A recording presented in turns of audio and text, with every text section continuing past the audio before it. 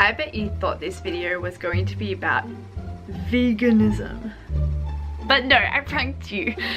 I thought that I'd do a little bit of a video on my experience with my breast reduction, because as we all know, last year I went and had a breast reduction, and that's when I did the whole video, like that's when I sort of started going on lolcow and started doing the whole videos on Venus Angelic and all that kind of stuff. So back to the breast reduction. I've had a few people asking me recently in person about my surgery, how it's gone with recovery. I've had clients ask me about it, and yeah, so I thought I'd talk to you guys a few little things that I had go on. They put me on a few medications that I cannot remember the name of. So there was something, maybe tramadone? There's something that began with T, something that began with C, and then there was some more antibiotic thing too, and then I had to be on ibuprofen as well. I was pretty much bedridden for 6 months of recovery time, although the doctors said it was really good and everything was going well. Every time I went in and had it checked, it wasn't the best experience that I've had, but it was my first surgery, so I don't know if it was a good or bad experience with that.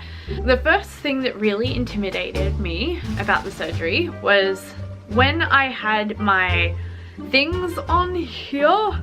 I had like some sort of square pads along here, right? And then I had this sticky tape sort of like stuff across here and here, and basically they were like, it was pretty much put tight to my chest. I will insert a photo of what it looked like in the bandages, which is weird because I felt like it's pretty much nude even though it wasn't, but so basically we had the things on, and I was going from like, one side was a D, like this side was a D and this side was a G, and so we were shrinking this side significantly, which was, I think we took 600 grams out of this side. No, 600, it was a little over half a kilo, and we took 100 out of this side or something. It was about half a kilo's difference, which can be a bit of a difference when it comes to your breasticle size. I also had the anchor kind of thing. So what they do is they cut around your nipples, they cut a triangle out from your bottom sort of thing, and then they stitch the sides here to there. So the first okay, so imagine me really high on drugs right now. So the first thing I noticed was, oh my god, it feels like I'm going from side to side when I touched it. So the bottom felt like the side, and I was like, oh my god, this is so weird. And I was like, I think I was like to my mum, can you feel it, can you see, and all that, and I was flashing everyone apparently and stuff like that. I remember the first thing me thinking was when I woke up from the surgery, like this is one thing that I really remember, was that I was like, it looks like it's done, but I don't feel anything. I don't think they did this surgery. I was like, and I kept having to look at it, and I was like, they still look big, because of course they were swollen and stuff like that.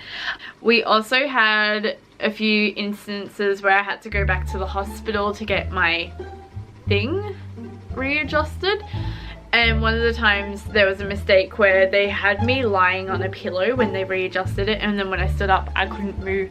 Like I was literally stuck down like that for a couple of days, and it was really painful, and when we got it taken off we fixed it up. That was because the person had me propped up on a pillow. So if they ever have you propped up on a pillow when they're changing your dressings, be like, no, I removed this pillow first.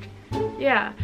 I also, the first set of dressings, it looked like, you know when you're at a coffee shop and you've got your coffee and a napkin and you accidentally spill your coffee on the napkin. So that kind of colouring was coming out of my breasts onto the tissues, or not the tissues, the pad things, and it looked like that. So I was a bit scared, and we were like, okay, let's not freak out, let's just call the doctors and see what they say. We were like, hey, we basically have this going on, and they were like, get to a hospital, it's staph disease or something like that. And we were like, what? The thing that they said was quite serious, and we were like freaking out. When we got to the hospital, they were like, your dressings just needed changing, that's all. Like, you could have even gone a few more days, it's normal to have that colouring. But the doctors wouldn't even look at it, or the triage at my doctor's. And from then on, the hospital was like, just come here, you might have to wait a couple of hours in emergency, but we can change it, because if the doctors aren't willing to change it, you can't not have it changed. And then after a while, I was able to change my own dressings. I had the surgery in June, I think it was. It was either the 23rd of June or the 23rd of July. But it was a Wednesday, so it was one of the two. Oh, it was the closest Wednesday to that date. I was high, don't judge me. They still had me in dressings by September, and even at the very start of this year, I was still wearing dressings a little bit. And I had to change my dressings. Like, I was still wearing, at the start of the year, it was sort of like a roll of tape, because I originally had the plastic dressings with the white pad, and then they let me just have plastic without the white pad, because I had to still be careful with the water and stuff like that, but I could still wear it.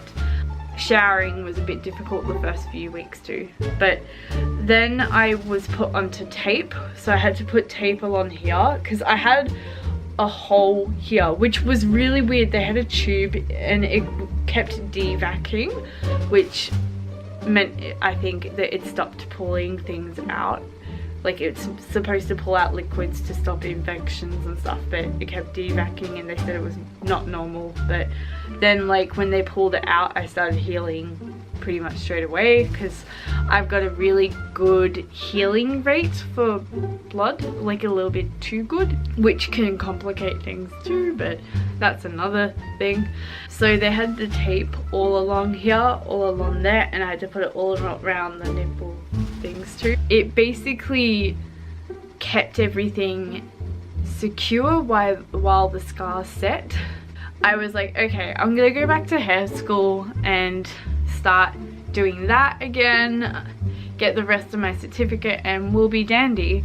So one day while I was blow weaving on a client, because that's the other thing, the skin was so tight, I didn't have as much movement as I do now. Like, I stretch all the time to try and increase the movement, but I didn't have as much movement then because the scars hadn't set and they were really painful to sort of move around. So one day when I was blow waving, like anyone who does hair will know, you've got to blow wave like this, like that, and so because my chest kept having to move, because pretty much the same movements as bench press, that's what you do for blow waving, I had this situation where my nipple split. So I had like around here it split a little bit and I started bleeding and all that. So obviously it was too soon for me to go back, so I had to, like, I left again for a while. That's not the only reason, but part of it. So I had a bit of a split in it, so I had to stay at home and heal up a little bit more. And then after a while I went and did I did training with a PT, and then it all stretched out eventually with the help of weights. Because like, you know what, when you got 76 kilos on your shoulders, that's gonna stretch it out. It was just all over the place for a while. It's all fixed up now though. Like, the only problem is there's a patch down here where I have no feeling at all, and then there's a patch over here somewhere. I also did have a case where we had to get checked for cancer, believe it or not, because I had in the scar line something called a cyst form, and it wasn't because I wasn't keeping it clean or anything, just sometimes with surgeries you can get cysts in the scar line. I'm not exactly sure what the science is, but they said it's like a fluid thing. So yeah, that happened, and I was incredibly clean with everything, but I was like told not to wash it too often, because apparently if you wash it too often it softens everything and that can lead to tearing. So yeah, the other thing that really helped me was vitamin E cream. So yeah, anyway, I will let you go, but that was sort of my little story. Okay, bye.